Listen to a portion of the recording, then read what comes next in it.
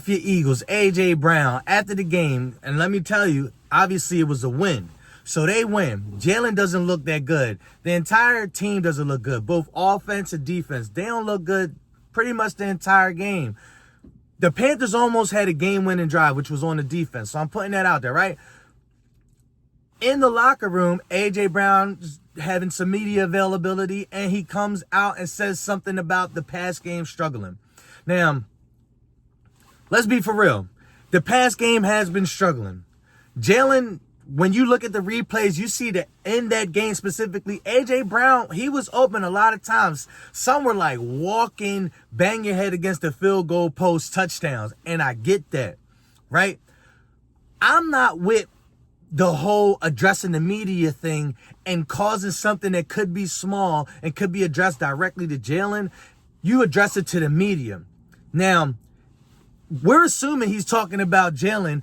Could he be talking about Kellen Moore? Yeah, but I feel like Kellen Moore is a pass-heavy offensive coordinator like he was with Dallas, like he was with the Chargers.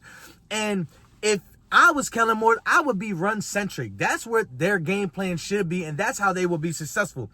But forget about that. I'm talking about, like, if I have a problem with my brother, I'm not going to go on Facebook. I'm not going to go on X. I'm not going to go on Instagram and be like, yo, man, you need to holler at my brother and he better stop doing this and stop doing it. No, I'm going directly to the source. If that's my brother, and when I say it like that, it's because AJ and Jalen, they were homies prior to. Like when AJ Brown got signed, the first person he called was Jalen Hurts, meaning these dudes had a bond prior to them even playing together. Sometimes when you do have brothers or family members, they can't work together. And I get that. But in the sense of, like, this is business mixed with a little bit of pleasure. Right now, y'all guys are hitting on all cylinders as far as the potential to win a Super Bowl. I don't think that this is something that should be addressed that could cause a whirlwind and probably derail your entire season. Because what have you got? Now you got the offense coming to Jalen's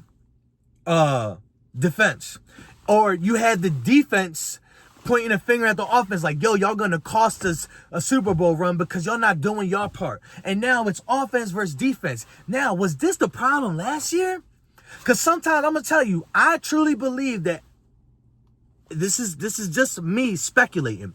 I believe that sometimes I feel like Jalen Hurts does hold the ball because he wants to call his own number, because he doesn't want somebody else to be the man, so to speak, or the one to be the savior. And so instead of letting the ball rip, he pulls the ball down and he runs. Like, even when they're on the 1 yard line and they go tush push, like, bro, that is a play where people could forget Jalen Hurts, but everybody, them offensive linemen are putting their bodies on the line just to get a half a yard. When you have the best running back where you could just go under center, forget shotgun, because when you're in shotgun, you're already 4 or 5 yards deep.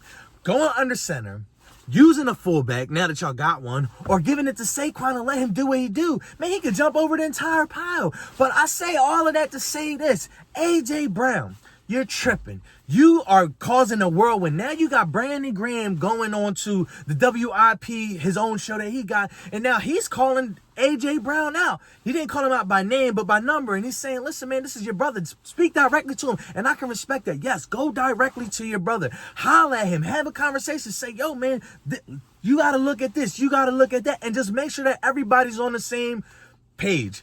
Kellen Moore, go to Jalen Hurts to say, listen, man, you can't be going off schedule. You need to go with what I tell you to do. I'm the coordinator. Yes, you can make some calls, but this is where you got to go with the ball. This is how we're going to play this.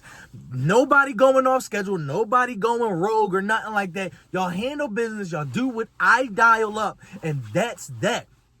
As far as Jalen Hurts, he is not beyond reproach. He has not been playing like high caliber QB in game. He hasn't been playing with that type of skill set. Granted, people gonna have bad games. One knock on Jalen Hurts that I could really say is that he doesn't do like what a Tua Tagovailoa does, what a Brock Purdy does. And Brock Purdy is Mr. Irrelevant, you know what I'm saying? But he throws guys open. Tua Tagovailoa throws guys open, meaning he's going to put the ball where they're supposed to be even before they come out of their route and break out of their route. It's a timing thing. It's a trust thing. When you got to do like A.J. Brown, when you got to do like Devontae Smith, you got to throw that ball. Even if it looks like they're covered, when you throw the ball to A.J. Brown, 50-50 balls, he's coming down with it. You got to give him a chance. You got to give him a chance because that's reminiscent of the Super Bowl season when they had Carson Wentz. And then he goes down, and Nick Foles comes in, and all of a sudden, you never even knew that Alshon Jeffrey existed until Nick Foles was the quarterback, and he came in, and now he's throwing these balls up and throwing the deep balls, and Alshon's coming down with them touchdown after touchdown after touchdown, and he looks like a superstar. I didn't even know that he existed on the team because Carson Wentz was just kind of dinking and dunking, and he did make some fantastic plays. I'm not taking anything away from Carson Wentz that year that they won the Super Bowl because he was the MVP. Even though it went to Tom Brady, he was the MVP. He just went down with an injury. But these guys are on the cusp. With that defense playing the way that they're playing, they are on the cusp of a Super Bowl. Y'all grown men gotta be grown men. Talk to your brother. Handle business. Make sure that your personal stuff doesn't get in front